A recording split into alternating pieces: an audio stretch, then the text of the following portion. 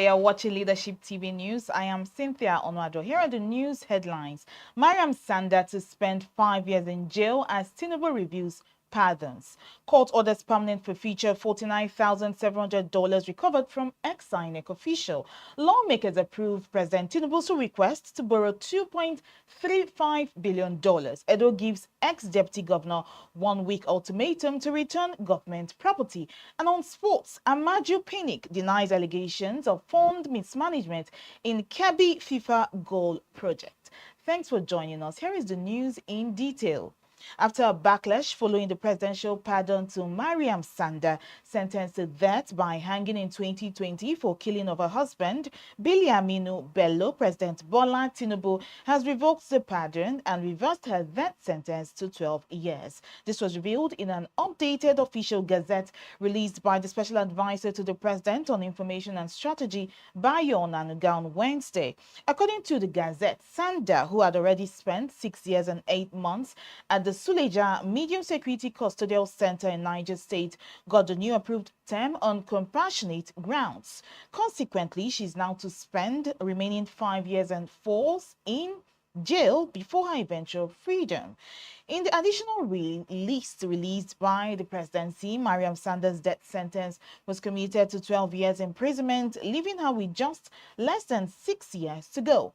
Also, more than 80 various offenders returned in the updated list, with their jail terms commuted to lesser periods in prison. This is a developing story. We'll bring you updates as it emerges. Moving on now, the Federal High Court in Abuja on Wednesday ordered the permanent forfeiture of $49,700 allegedly recovered from Dr. Nura Ali, a former resident electoral commissioner of the Independent National Electoral Commission (INEC) in Sokoto State during the 2023 general elections. Justice Emeka Nwite gave the order after counsel to the Independent Corrupt Practices and Other Related Offences Commission, Osobene Akwani Singa, moved the motion seeking the final forfeiture of the money. According to Punch, Akwani Misinga informed the court that the ICPC had complied with its earlier order directing temporary forfeiture of the funds and that a public notice had been issued inviting any interested parties to show cause while the money should not be permanently forfeited to the federal government. He noted, however, that no objections or representations had been received since the publication. He said, "We therefore seek an order permanently forfeiting the sum of $49,700 to the federal government in view of the compliance with the interim order and the absence of any opposition." In his ruling, Justice Nwite held that the application had merit. "I have listened to the submissions of learned counsel for the applicant and carefully examined the supporting affidavits. I am satisfied that the application is meritorious. Consequently, it is hereby granted," the judge ruled. The trial judge had on December 30, 2024, granted an interim forfeiture order following an ex parte motion jointly filed by the ICPC and the Department of State Services, DSS. The motion sought temporary forfeiture of the recovered sum pending the outcome of further investigations. The application, signed by Mr. Usman Dauda, the Director of Legal Services for the DSS, and filed by Akwani Singer on behalf of the ICPC, stated that the money was found during a search conducted by the DSS operatives at Dr. Ali's residence in Kano. According to the supporting affidavit deposed to by Ilya Marcos, a litigation officer with the ICPC, intelligence reports allege that Dr. Ali received bribes from political stakeholders while serving as the INEC rec in Sokoto State. Marcos stated that during the search, $49,700 was recovered, and Dr. Ali, in his statement, claimed that the money was a gift from former Sokoto State Governor Aminu Tambowa and Senator Aliyu Wamako. He also noted that Ali later wrote to the DSS requesting the release of the seized funds, and the ICPC maintained that INEC does not pay its staff in US dollars and that the recovered money was suspected to the proceeds of unlawful activity. Following the interim order, the court had directed the publication of a notice in a national newspaper inviting interested parties to show cause while the funds should not be forfeited. After confirming compliance and noting that no objections were received, the court granted the ICPC's request for the final forfeiture of the funds to the federal government. Now, in other news stories, Nigeria's House of Representatives has approved President Bola Tinubu's request to borrow $2.35 billion to finance part of the 2025 budget deficit amid the country's rising debt profile. The Green Chamber on Wednesday also granted Tinubu's request to issue a $500 million debt sovereign sukuk in the International Capital Market (ICM) to fund infrastructure projects and diversify Nigeria's financing sources. The lower legislative chamber approved the president's request after considering the report of the Committee on AIDS, Loans and Debt Management. This comes amid concerns around Nigeria's debt burden. Nigeria's total debt as of the first quarter of 2025 stood at 149.39 trillion naira, a sharp rise from the 121.7 trillion naira recorded the previous year. The Speaker of the House of Representatives, Tajuddin Abbas, in September 2025 said that Nigeria's debt profile had crossed a dangerous threshold. However, the presidency had insisted that the country, under President Tinubu's leadership, is under borrowing. And now the Edo State government has issued a one-week ultimatum to the immediate past deputy governor of the state, Godwin Omobayo, directing him to return all government property still in his possession or face arrest. In a statement on Tuesday signed by Fred Itwa, the chief press secretary to Governor Monday Okpebolo, the government said several official items, including vehicles, documents, and other assets assigned to Omobayo during his tenure, had not been surrendered despite earlier reminders. The continued retention of such property by any individual constitutes a clear breach of public trust and unlawful possession of state assets, the statement read. The government warned that failure to comply within the stipulated 7 days would compel it to take legal action. Accordingly, Mr. Amobayo is hereby given a period of 7 days from the day of this release to comply fully by returning all government property under his custody to the office of the Secretary to the state government, it stated.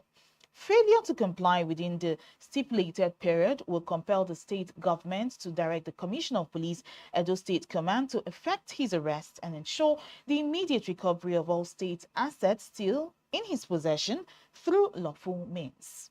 The government reaffirmed its commitment to accountability, due process, and the protection of public property, emphasizing that no individual, regardless of formal position or political affiliation, would be allowed to unlawfully retain assets belonging to the state. This administration, under the leadership of Governor Monday Okpebolo, will continue to uphold the principles of transparency, discipline, and integrity in public service, ensuring that all public officers are held to the highest standards of responsibility and probity, the statement added. It also urged Omobayo to comply with the directive and avoid actions that could invite consequences of further embarrassment. Now to sports news. A former president of the Nigerian Football Federation, MFF, Amaju Pinnick, has refuted allegations of funds mismanagement linked to the FIFA Go project in Kebbi State, describing the controversy as completely misconstrued.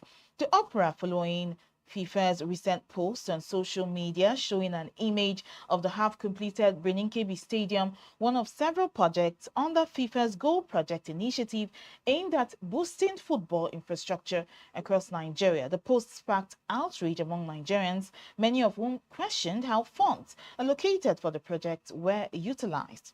Reacting to the backlash in an interview with Arise News, Pinnick defended the transparency of the project, insisting that every kobo spent was properly accounted for under the FIFA's strict financial monitoring system.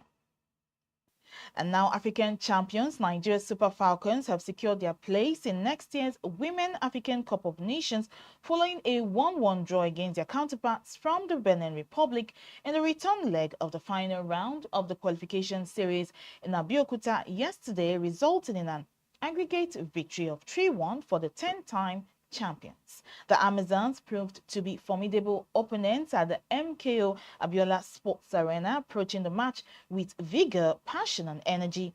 with the quick and agile Dosi Jamen Honfo and Yanido Remen Gandono as the key orchestrators. However, the Super Falcons remained calm, composed, and confident. The Amazons' defense had to work hard to clear their lines after Captain Rashidat Ajibade released Asisat Oshola as the Falcons surged forward in the 8 minutes. 5 minutes later, it came as no surprise when they found the back of the net, with defender Ashley Plumtree heading firmly home from a corner taken by Esther Okoronkwo.